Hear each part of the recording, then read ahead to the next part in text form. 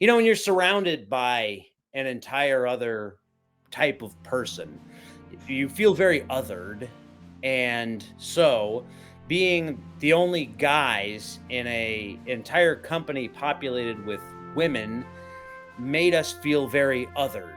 So we wanted to make our voices heard as best we possibly could and show that the equality really is the answer to everyone's problems. And what we wanted was to be treated as equals. That's what we wanted. Um, and the best way that we could think of to do that was through mild civil unrest. We would disrupt matches and cause problems, but it was in the spirit of Dr. Martin Luther King. Really. um,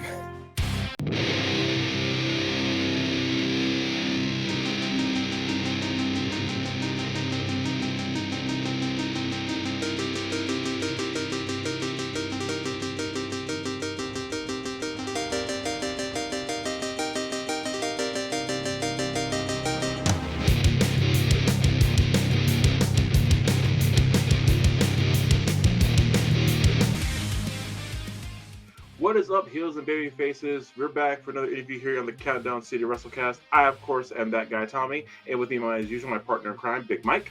What's up? And we are honored today to have the one, the only, Boss Baines. How you doing, sir? I'm doing all right. I want to thank you guys for having me on. I know we've been frenemies for a long time now. Some of my antics are appreciated by you and some not so much. So I'm not sure what to expect from this podcast, but I'll be answering all of your questions as honestly as I possibly can, whether you like it or not, because that is how Boss Baines does things. Okay, take out that question. No, and for what it's worth, on this podcast and in our interviews, we have dug deeply into the Texas and probably extended beyond that wrestling multiverse between shows, promotions. So, that may actually make sense as we start getting into that. Why sometimes we appreciate you and, sometimes we get after you. Well, yeah. You and everybody else. Yeah. You're not alone. You are by far in the majority, especially in Texas. I've definitely come into the scene and made a name for myself for causing trouble and controversy. Yes. And I'm very comfortable with doing that. I was gonna say, if it seems like it's a role you fit rather well because you came in immediately with it and you just rocked it the whole. I mean, so there are few people inside of professional wrestling and inside of Texas that can say with certainty they were born and bred in Los Angeles. And I have got that credential. That's me through and through. So when I came to Texas, I knew that I was born into privilege. And I was obviously born and bred better than everybody else. So why not just tell everybody how great I am? It's not a lie if you believe it. We're not even a full 3 minutes in and the controversy already started. I can't wait to read the comments. Oh, the comments! Oh, I can't wait for the show. This everywhere. I hope everyone comments on this one. I can't wait. Please tell me how much I suck. You're just gonna build my bonfire of ego larger and larger. Mission Pro fans, Branded Outlaw fans, I hope you guys are watching. This is going to be a good one. By all means. Okay. Yes, and we'll get into some of those things a little bit later on. Yeah. So we'll start like we usually do with a lot of wrestlers that we have come on. Were you a fan of pro wrestling when you were younger? Or how did you get into it? Yeah. No, I was a fan of professional wrestling from a young age. I had friends of mine who were into it more than I was. Mm-hmm. But it took me a little while to get behind it. But growing up in LA, my mom was a theater actor and she's done some commercial work.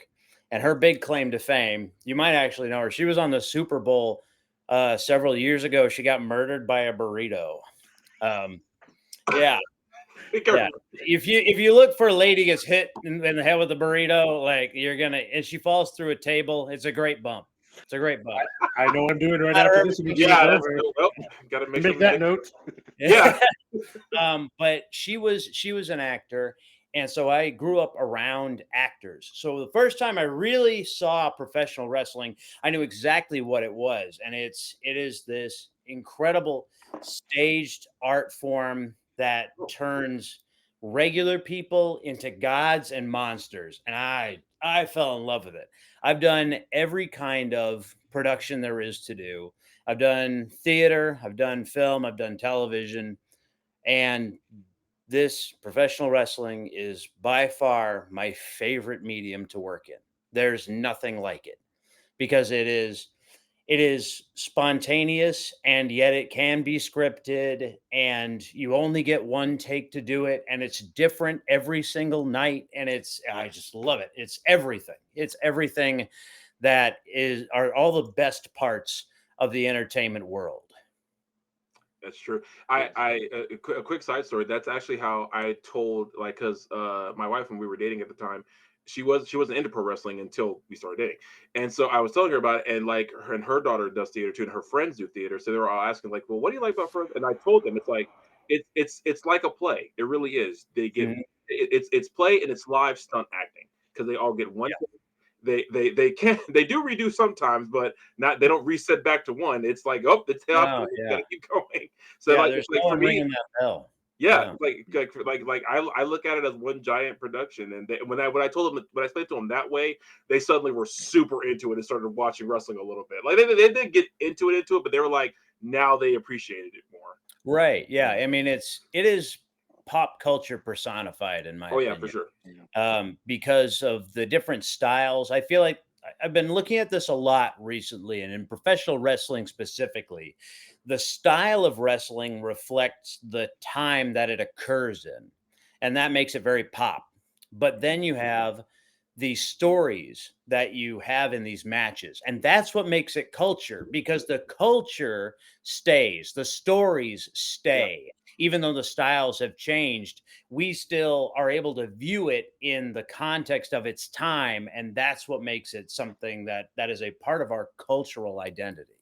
Yeah, I mean Yeah, I the agree with stories that. of yeah the stories of Stone Cold versus Vince stick with us forever, and it's been like I tell everyone my favorite story in wrestling will probably always be Undertaker and Kane. Just like that Mhm. whole Yeah. that whole drama from start to finish. Just from Kane's like Paul Bearer first talking about him to Kane's debut, and then so forth. Just like you said, it was just a great story that they told all the way Right. through. Yeah, Mm. And watching Iron Claw recently was I was just saw that yesterday. Yeah, yeah, it's exactly that. It's the yeah, stories stay. That's what yeah, makes it cultural.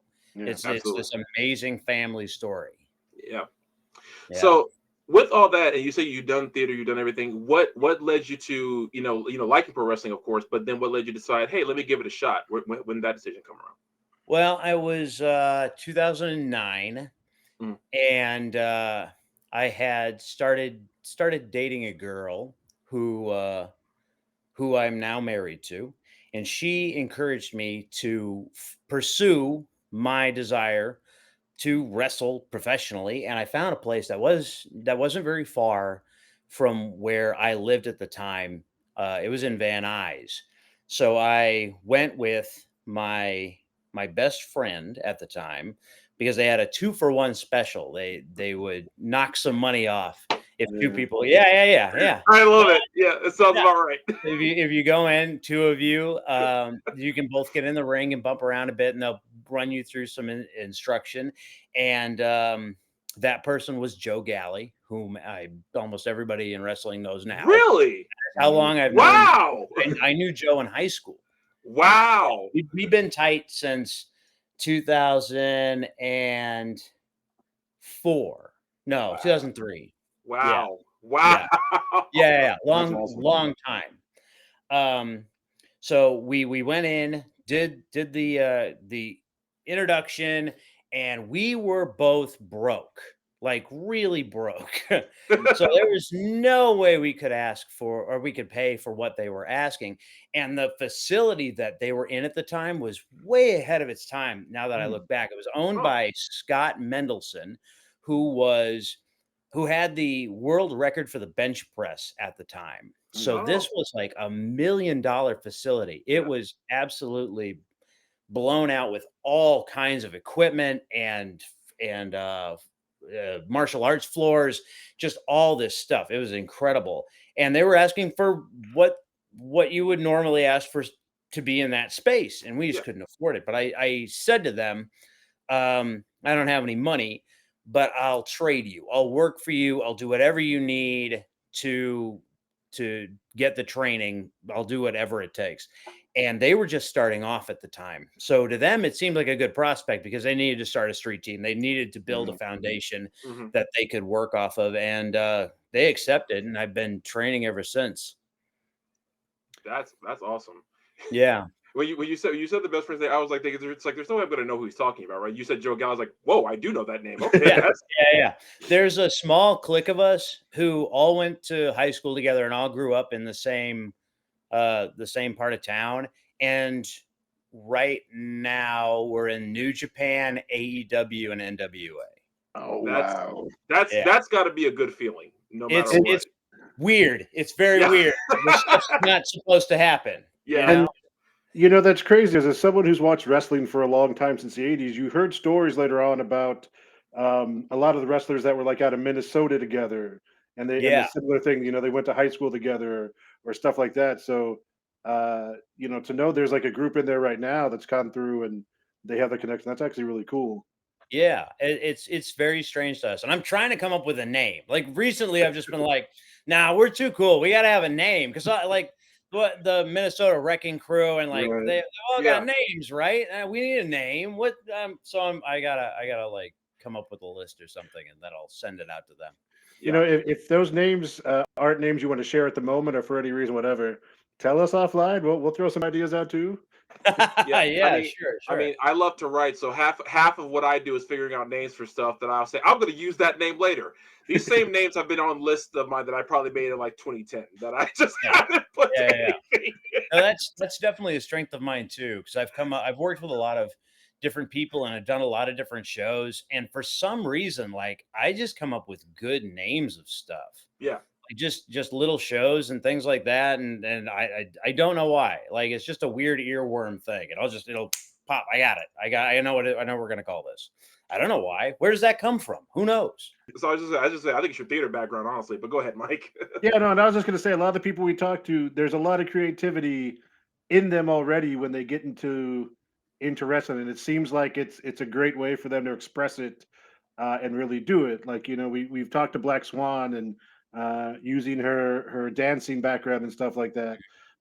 You know, even talking to Maddie and using her athletic background and stuff like that. Like it just seems like it's a really good outlet to express that, especially if you've got that drive. Because when you say you're going to work for these people and you know basically pay your tuition that way, you're serious about it. It's not something. Oh, let's see what happens. You know, so Yeah. No, I've always treated professional wrestling very seriously because I right. wanted this to be my job. I wanted this to be my business. So I've maybe at times been too serious. I haven't That's been fair. having the level of fun that you should have being a pseudo rock star. Yeah, But it is fun, and I'm working on just trying to take the time to enjoy the little things all that much more. that's Yeah. awesome. That's awesome. Yeah. So, yeah, going back to your training, when you first started it, was it more or less what you were expecting? Was it harder than you expected, easier, or was it just somewhere in the middle? It was about what I expected. So I actually started training with Ryan Katz, who is uh, a long time behind the scenes guy at WWE in Hmm, NXT at the Performance Center. hmm, That's who I started with, and he's got this incredible mind for professional wrestling that really goes beyond just just the moves themselves, like it's all about the story, it's all about the aesthetic and the presentation, and that's always been his angle on it has always been it's more than just in the ring. Mhm. Um, so learning the stuff in ring was challenging. Just remembering how to move and how to be in the moment and all that. Like I've been lucky enough to have all of my early matches pretty much documented on video in some form. Like I've got it all libraried. Wow. So it's funny to see all of it.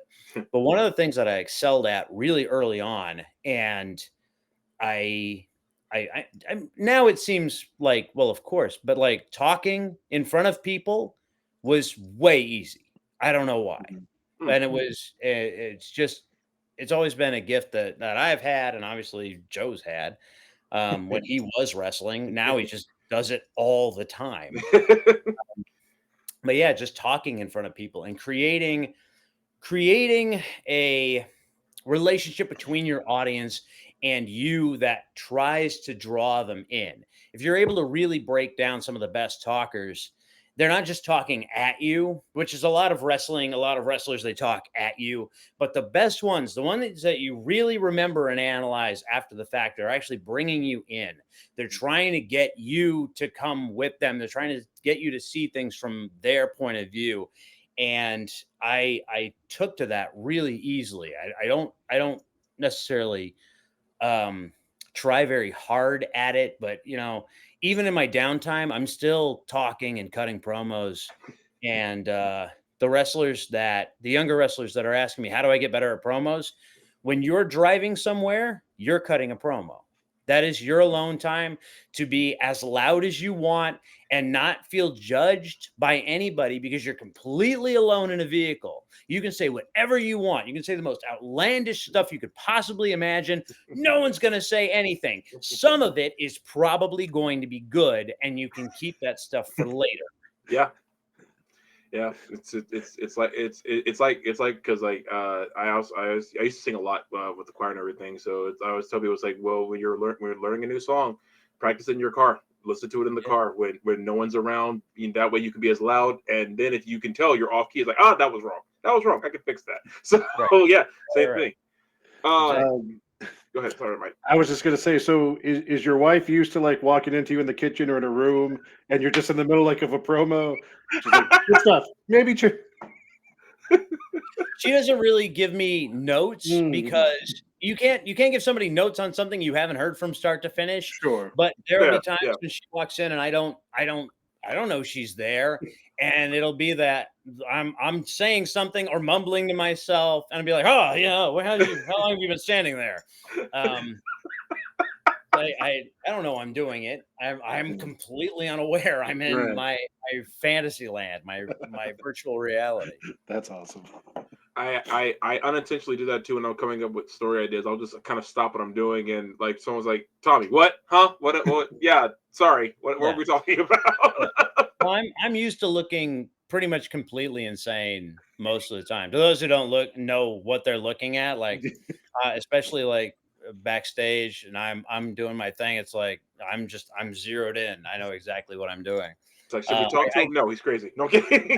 I got to work with Roddy Piper a few times, That's Wow. awesome. and like doing some really really cool stuff. And he was exactly the same way. Like when cameras were off, he was very quiet and very contemplative and very to himself, and always trying to think of something and pre-plan anything that was going to happen, so that when the cameras were rolling, it all looked seamless. It all looked like it took no effort at all. When in reality, he was always prepping and always planning. The guy, he was a genius. Yeah. Oh yeah, for sure. If there's anyone to model yourself after, no matter what the era of wrestling, it's Roddy Piper. Like Yeah, I've I always agree. felt like he was one of the best ones. So I did find some information on you. Like your first match was in 2010. Is that correct? Uh, it was yeah, it was in 2010. Okay. Do you No. It was in '09. It was in was on November. it? Okay. Yeah, Okay. it was 6 months from starting train to debut. It was about Okay. 9 months. So I started in March, and then I debuted in November. Okay. What do you remember about that first match? Like how was that for you? It Yeah, The immediate laugh. it was imperfect, as most Ooh. things are. Fair. Leading up to it was of course nerve-wracking, as it always is before you do anything for the first time. But when if anybody knows my background, for a long time I was the hobo. And the hobo had a very distinctive voice. And I did not plan that voice. I didn't necessarily think ahead of time about how's this character going to sound. The way it happened was, and I did this before a lot of matches going forward. Before my very first match, I actually went around the audience and asked everybody for change. I actually came in the front door and went around and asked everybody for change. And this is how I got paid for my first match. I made just over $1, I think, on my first match. Wow. Yeah, and I had to walk through a Cuban restaurant to get to the front of the building in order to get to the front door. And I was thinking to myself that I can't just go up to people sounding like me, being called the hobo, and be like, "Hey, you got any change?" Like, it just doesn't sound right. So I came up with this voice that was modeled mostly after Scruffy from Futurama, which is a rip on Sling Blade, and that's how I came up with the voice. And it worked. The whole thing worked maybe too well because in my early days, there were genuinely people who thought I was homeless. No, if I people still tell me about it. Man, I remember when you were sitting outside of the venue that one time, and I gave you money, and I thought you were for real homeless, and then you got in the ring. Like that story pops up a lot, a lot. I'm sorry. It's That's the awesome. scruffy voice and the fact that they thought you were really. I was committed. I was committed I was gonna to say. details and characters. I was committed to that stuff. I was gonna say. You know what? I'm not even laughing. I'm just laughing that's so amazing that I can't even get mad at that. That's so good. Yeah, That's commitment to the craft to me. I mean That's awesome. it's the stuff that I would like if I was watching wrestling. Yeah. Right. I'm just there was when I was training at the dojo and I was training with the New Japan dojo and I was training with Shibata, he said something that really resonated with me, and I found it to be incredibly true. He said, "All we really do is try to recreate the wrestling that we fell in love with when we were younger." And I went, "Oh yeah, that's all we So really do, true. right? That's so We can true. change a little bit here and there to keep up with the times, but we really are just trying to recreate everything that made us fall in love with it. The very first minute you felt that, oh, this is it. Like that, we're just trying to recreate that moment over and Yeah, over." definitely. Yeah. Also, we're keeping a list because so far we're about 20 minutes in now, and we did just talk about working with Piper, and then we just dropped in casually that we were talking with Shibata at the Mhm, New Japan Dojo. So we're mhm. going to keep that list of just stars that you've worked with. Yeah, Hey, I everywhere, I right? I was Yeah. like impressed. I was like, he just said Shibata like it was nothing. Meanwhile, I remember I met the man one time, and like that was I can confirm I was starstruck. It was San Antonio for ROH show. I think it was he was still he was still on the injured list, and Mhm, and he was the trainer, of course, at LA. right. Yeah. And I came in wearing a never open weight shirt, Mhm. and he like recognized it immediately, and you couldn't tell me anything for the rest of the night because I was like Shibata recognized my shirt. I could get shot now and I could still die with a smile on my face. Nice, nice. Yeah, it was so cool. So actually, that actually is a good segue because I did want to ask you the LA dojo training. How did that come about, and what was that like for you?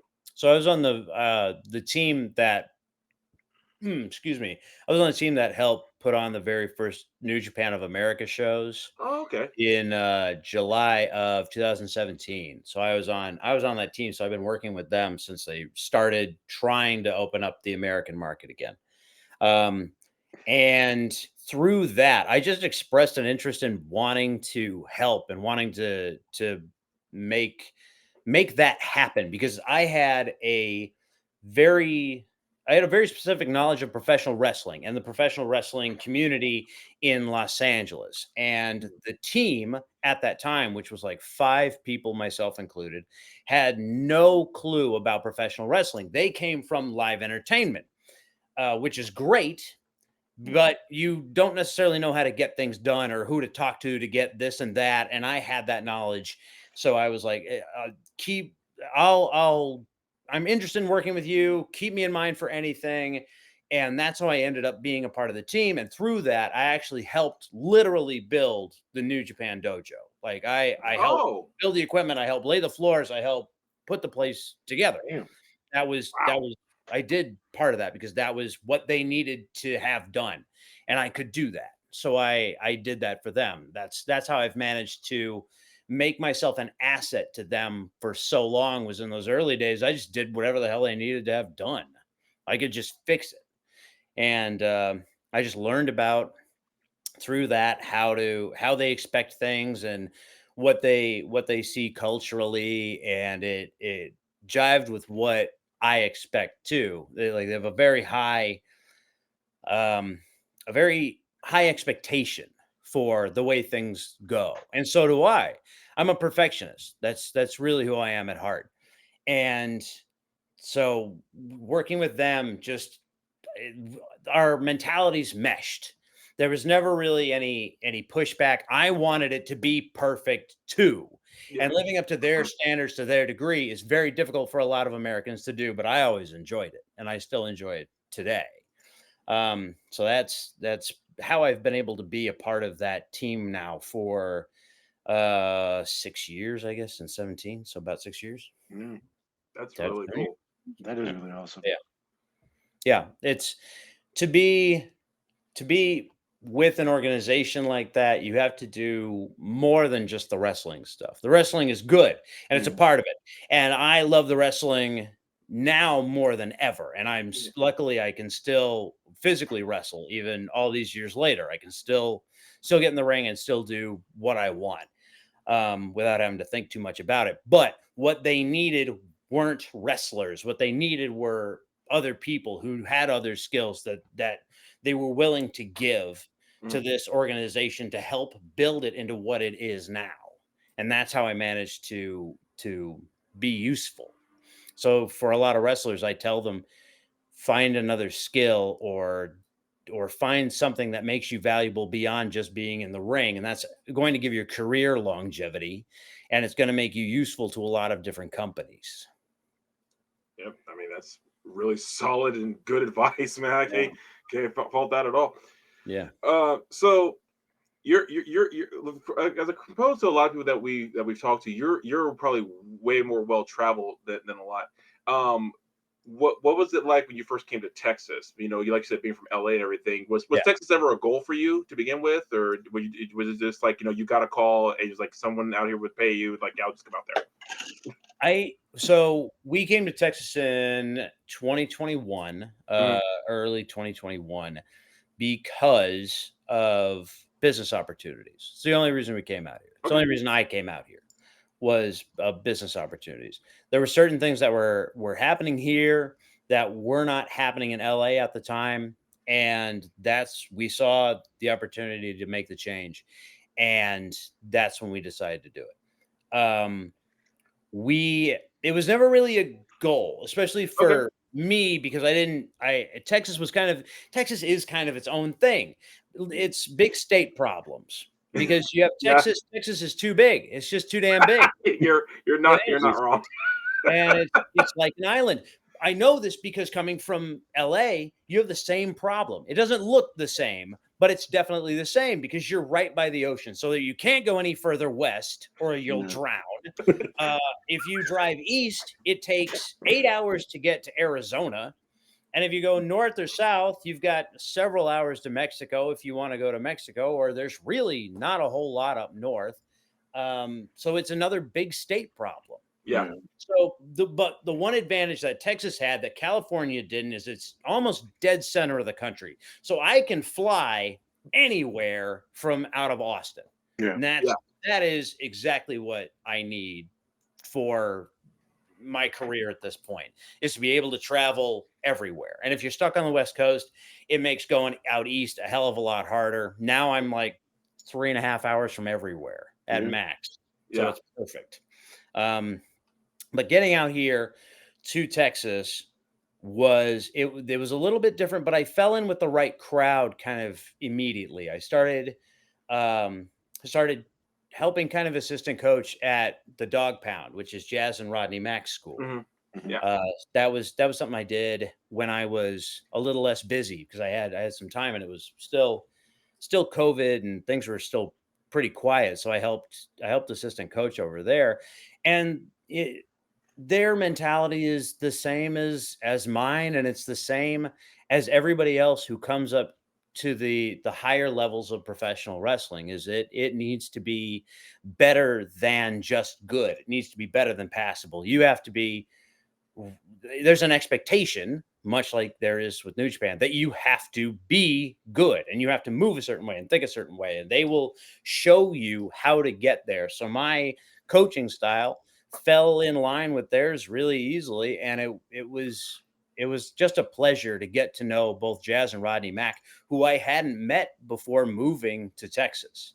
Yeah. So that was a real blessing. I'm happy to know both of them. They're incredible people, and they're the some of the best in the industry. Hmm. Yeah, that's why I think like every year in the Hall of Fame comes up. I think most of Texas and there because I know they're originally from Louisiana. Yeah, Most of this area just kind of just always tries to push jazz in the Hall of Fame because I don't think yeah, it's happened yet, and we push it all the time. it'll Yeah. happen. I have no Yeah, doubt it in my has to. mind. Yeah, Yeah, she was growing up. She was absolutely one of my favorites because I didn't like the pretty wrestling girls. That was never my cup of tea. I never liked okay, that.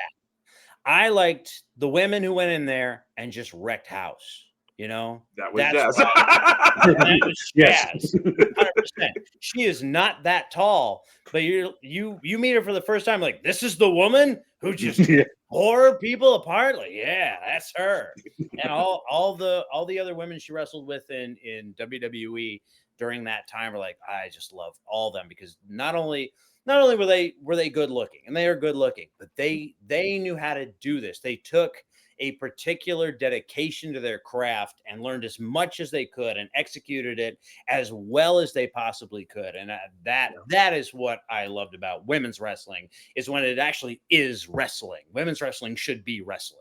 Yes. Yeah, 100%. I think I told Mike this before. I was like, I don't think when I first got back into wrestling in '03, I didn't think I appreciated Jazz as much as I did like until years later when I realized, yo, dude, she was always a badass, no matter what she was doing in the ring.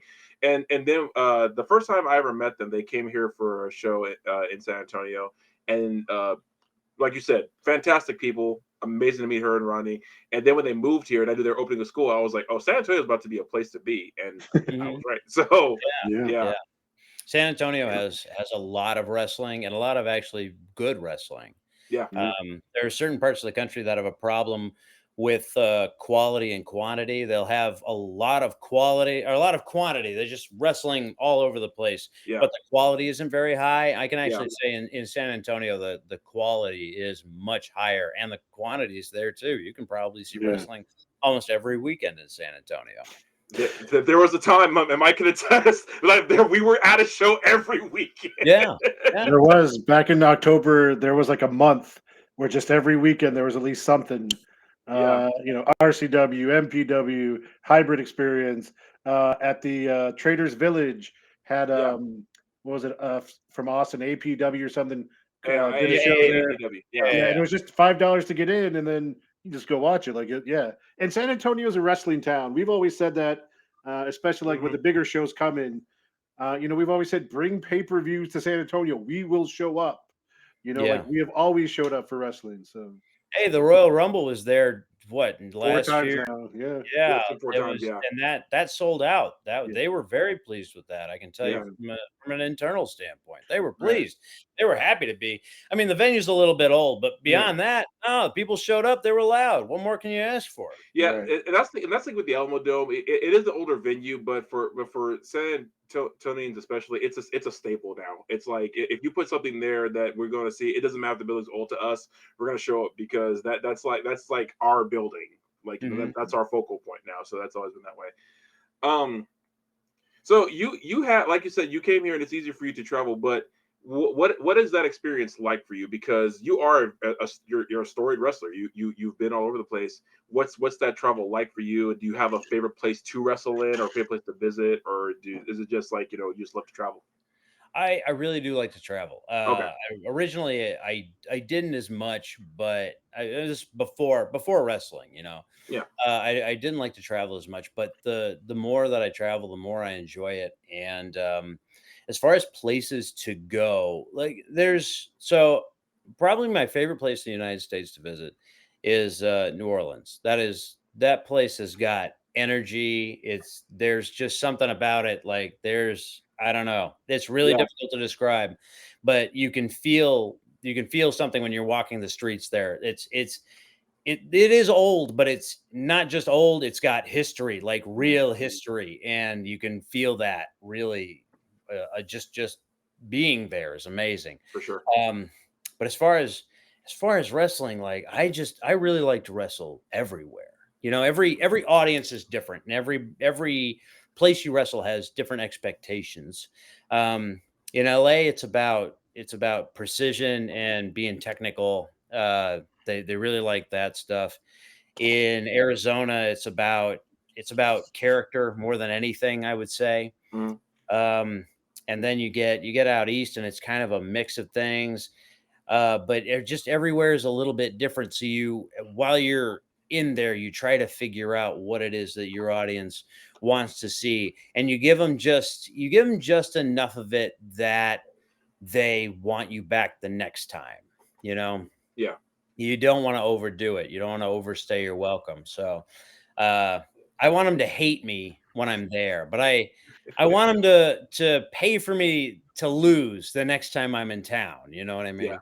I did Yeah. a little tour at the beginning of this year. I did a little tour through Colorado and did 4 dates right in a row. And Colorado is a great wrestling town. It gets overlooked because it's a little bit hard to get to, but Mhm. there was a lot of wrestling there, and like good wrestling, and the crowds were there. Everywhere that I was at had pretty much capacity crowd, and I, Yeah. I think that it gets overlooked for that.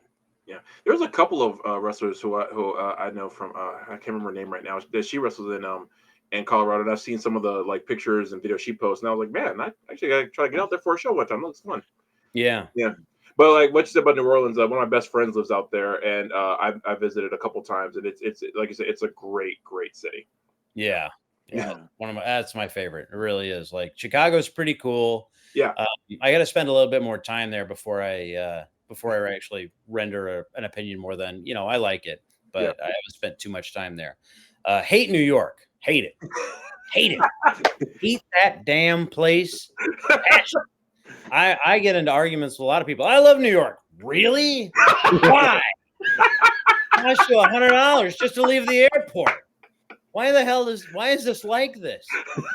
It's like LA if you folded it on top of itself several times. Oh my God. You can get all the same stuff and better weather on the other side of the coast. You know why people are in New York? Because they can't leave. They don't have a car. The whole place has suckered you in.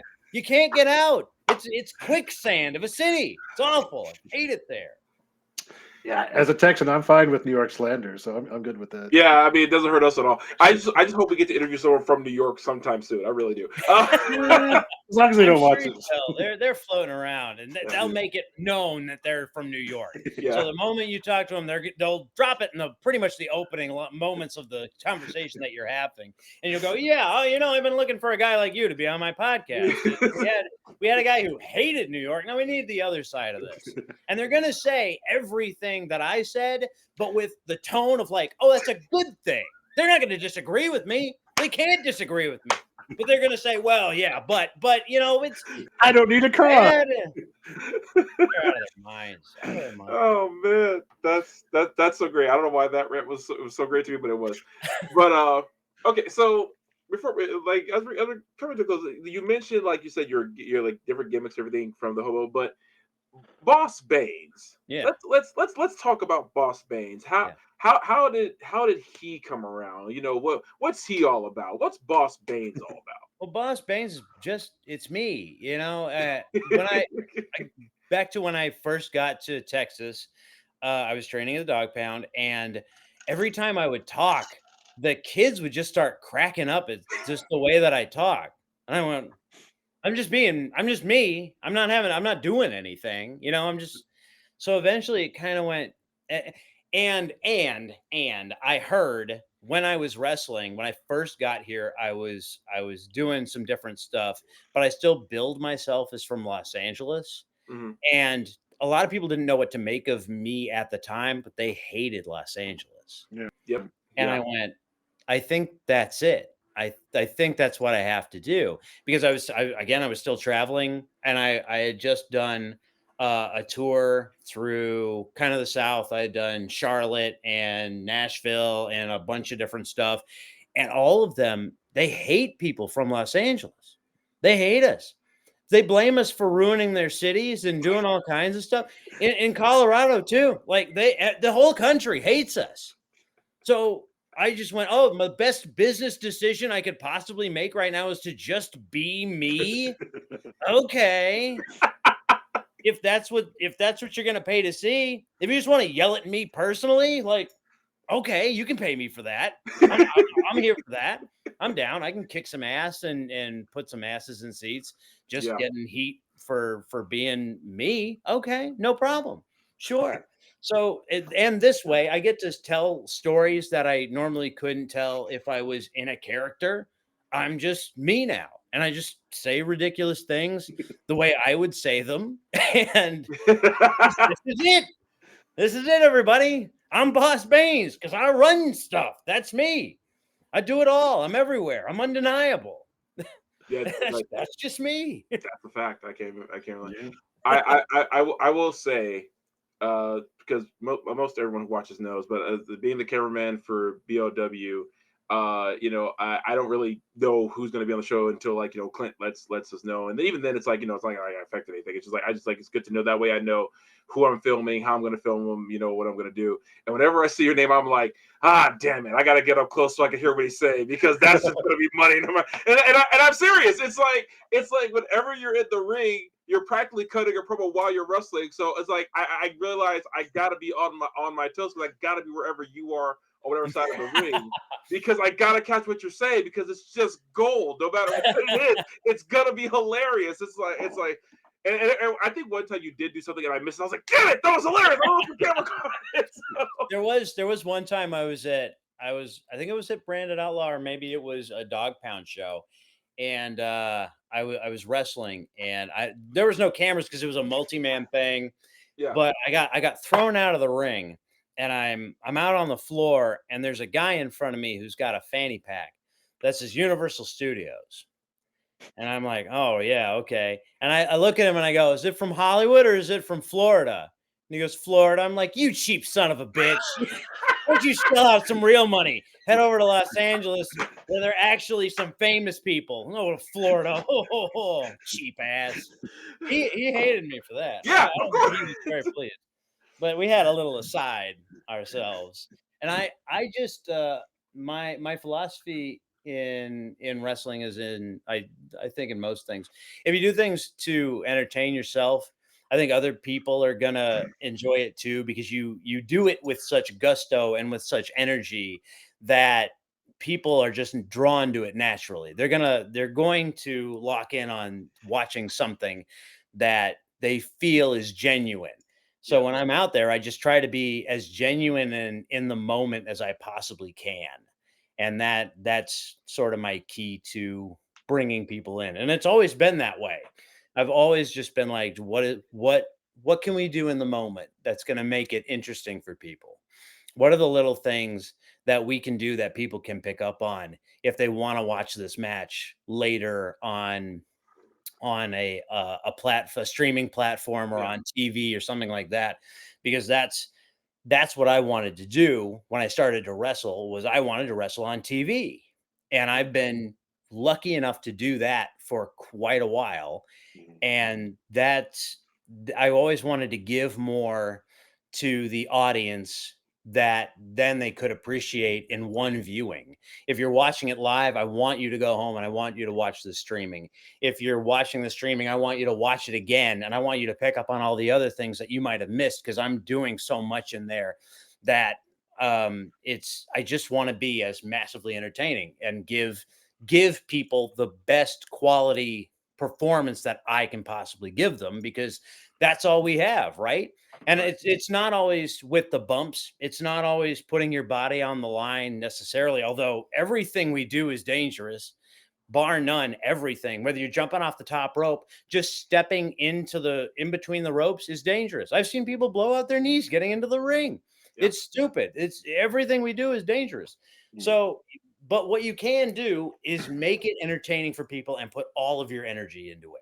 And when you're doing that, people appreciate it. And that's always what I do. I'm always giving my entire being and all of my energy in whatever avenue that I'm given to be in professional wrestling and especially on screen.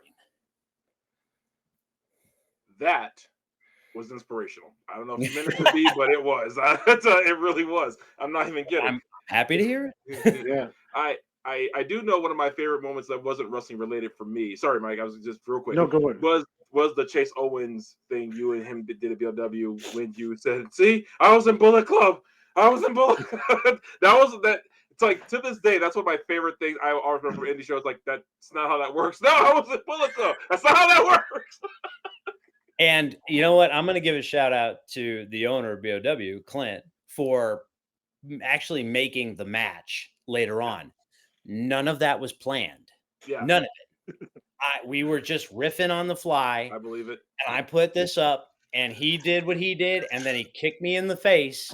I had no clue what was happening, and everything that happened, the fact that Owens and I got a match after the fact was just because Clint said that was great. That Yeah, has we have to have a match. yeah, I wasn't even supposed to be on the next show. He's like, no, I'll find room. yeah. I'll just find room for I this do have because it to. has to Yeah, I know. happen. He like no, I'll make it work. I'll make it work because yeah, Yeah, because that match had to happen after that. It was too good. a lot of owners have a plan of what they want for their shows mapped out 100%, and they don't listen to the audience and what the audience is doing. Yeah, But Clint, to his credit, was listening to the audience and they made a lot of noise for this thing. So even if he did have a plan, he was going to give the audience what they wanted more than true. necessarily what he wanted. And I feel like a lot of wrestling promoters need to look at that and ask themselves, what can I give the audience that they want to see? That's more than necessarily what I want to see.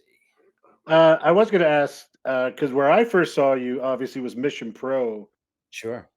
How did you get involved with that, and how did you get involved with Harlow and Hyder to form Dastardly Men's Revolution Dastardly. that caused so much trouble this past year? We're always causing trouble. That was some of the most fun I've had in wrestling, and being able to make people hate you on a level that is just so visceral. They just hated every part of us. It was fantastic. So how I got involved was I've known Thunder Rosa since back in LA. Right. I was head coach at the Championship Wrestling from Hollywood Wrestle Center, where we train people to work on television. And I had been doing it long enough that the owner, David Marquez, put me in charge of actually training people up to work on TV. Um, so we had people drop by all the time, just looking to use the ring and stuff like that. And I had a very open door policy. I was very happy to have anybody come by, and she came by several times with Holodead, and I've always had I always enjoyed that aspect of having a ring and being able to have a training center. Was just anybody can come by and it doesn't matter who. And I had some good connections, so a lot of my students got to meet people that they wouldn't normally meet. Yeah, it was great fun. So that's kind of how I got involved. Was Thunder was talking to my wife, who had just started to get more involved in the wrestling business, and found out that we were coming to uh, to Austin, and that's terribly close to San Antonio. And where they were running shows, Mission Pro was running shows at the time, was in Buda, which is very close to where we are. It's just Yeah. very, very close. So it was easy to just like uh, we all just started working together, and I I just wherever I am, I always want to see the best quality professional wrestling, and I want to try and give people an environment that is professional. So I wasn't initially working on the shows in an official capacity at the time, but I was still trying to help people where I could and kind of drive them in a direction that would make them better, that would make the whole show better. And Thunder appreciated that, and as a result, brought me on to work in a backstage capacity, and help their show with certain things that I had experience with. Then the men's revolution happened just out of kind of necessity. When you're surrounded by an entire other type of person, you feel very othered. And so being the only guys in a entire company populated with women made us feel very othered. So we wanted to make our voices heard as best we possibly could and show that the equality really is the answer to everyone's problems. And what we wanted was to be treated as equals. That's what we wanted. Um, and the best way that we could think of to do that was through mild civil unrest. We would disrupt matches and cause problems, but it was in the spirit of Dr. Martin Luther King, really, um, that we asserted ourselves, and it's been a hell of a year. We tried, we got very close to and tried to attain some Mission Pro gold, and unfortunately, it did not come to pass, despite how hard we pursued it and the tireless efforts that we put into to working on that. And unfortunately, at Silver Bells 3, we saw brother versus brother. We saw Yeah. Hyder versus Harlow, and that was hard to watch. But by the end of it, I was watching. I was in the building, but I didn't want to pull focus. I couldn't be a part of it. I just couldn't bring myself to choose. How do you choose which one of your kids is the favorite? You can't do it. It's Sophie's choice. Yeah. It's Sophie's choice, and I can't make that choice. So the end of the match happened the way it happened, and by the end of it, I was giving them a standing ovation. And Yeah. what is in the future for Men's Revolution? I can't say. I just can't say. But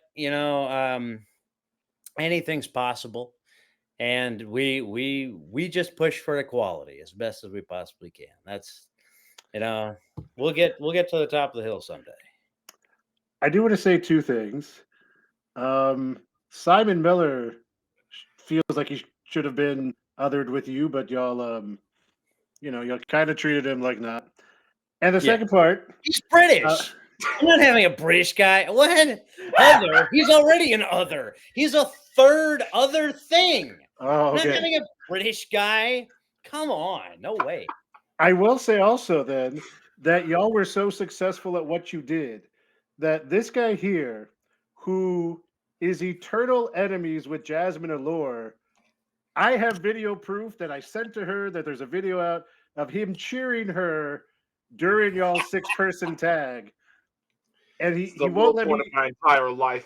he hates me forever, but it's him, cheering on Jasmine because y'all beat her up pretty good in that match. And, I Yeah. understand why she might have gotten upset with her partners, but Low point of Yeah. my entire life. The fact that I cheered for her. in And that then match. you should feel especially bad because that ended really badly. It did. No, You I especially. felt bad, then I felt worse. I felt completely disgusted with myself by the time that show was over. And she is, she's not a friend, because how can you be friends with somebody that you just pay? She's at at worst a traitor to her own cause. There was that video that came out. We all were talking about some sort of monetary exchange. We Yeah. never heard more about that. Hey man, there we are. everything that was said was said. I all I can say is we're on good terms, but she is not under our employ any longer. That was a one-time deal, and we wish her the best in her future endeavors, whatever they may be. At the moment, they are a chance the tag team titles in February, so we'll see how that pans out for them. Yeah, I wonder who her partner's going to be. I am curious about that. Could be me. Could be me. Last There's nothing night, in the rule book That would be that the says better you case don't have to scenario play than what Mike's basketball, been right? saying. So I will say, last night on a mission, from when we're filming this, there were people who mentioned JP, and then the rest of the comments were like, "How dare you? Don't even bring that up." So There's history to substantiate that there claim. really is. That's There the really thing. is. You Could you be could JP back that up. Harlow. I mean, if she This wants to man cement said- herself as not liked at Mission Pro, that would be a way to go. She says Yep. it's her show, that there's nobody else, and that it's entirely her show.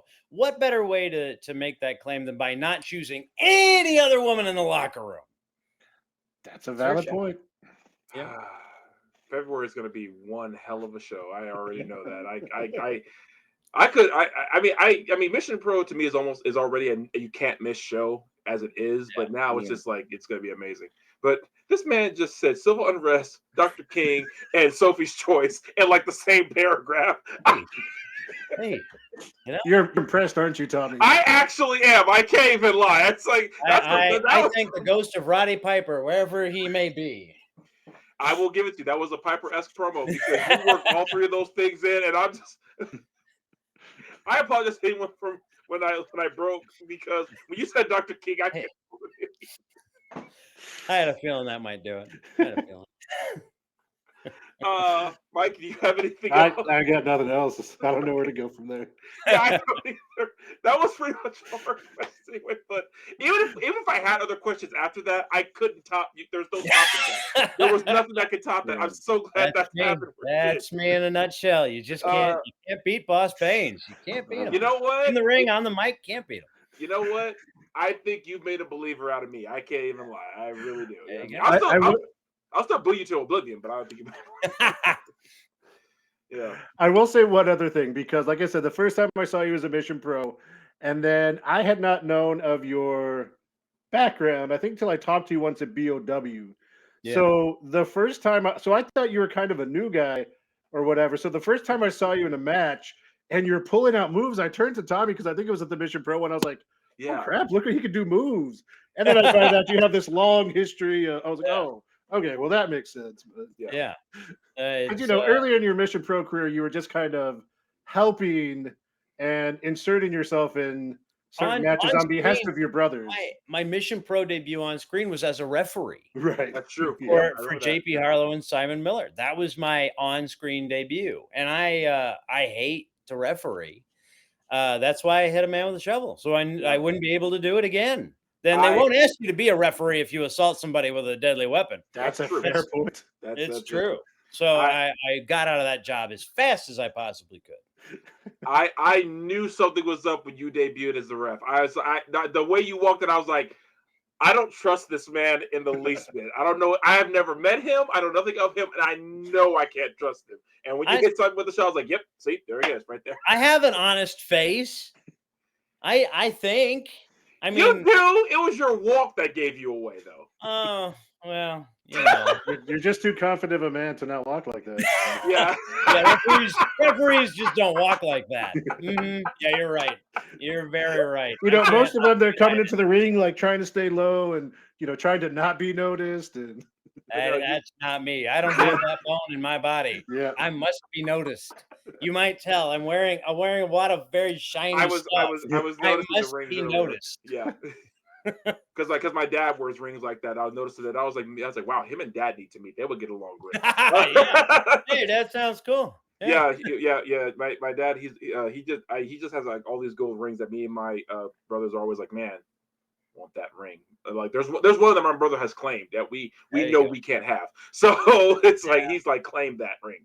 So, but like yeah, you and my dad would get along great. And you know what? I just gotta bring my dad to a show you're at because first of Yeah. all, my dad always has fun at wrestling shows, and like usually whenever he comes to one, he's the guy that most of the wrestlers remember more than me after. Really? Yeah, Nigel Rabbit in the DFW area always Yeah. asks about my dad. Never fails. Nice. Every Nice. time you see him, he asks me how my dad's doing. It's like never fails. So yeah. There was a wrestler in Arizona who was the babyface of the big TV show we had out there, Championship Wrestling from Arizona. His name was EJ Sparks. He would bring his mother to shows, and that woman became very emotionally invested very quickly. She took a swing at several wrestlers with a chair who were treating her baby boy very badly. She got very invested. So I am always happy to have parents of people in the wrestling business at shows. They can be very entertaining. Yeah. Yeah. So my question is, when did they win the tag titles? I'm kidding. I'm kidding. So Boss Baines, I can honestly say this was a thrill to have you on, and we thank you so much for your time, man. This was fantastic. Yeah, this was great. Thank Yeah, Appreciate Mike, it. did you have any other questions or? No, we're good. Yeah. Well, Boss Baines, thanks for joining. Where can everyone find you? Do you have any shows coming up or?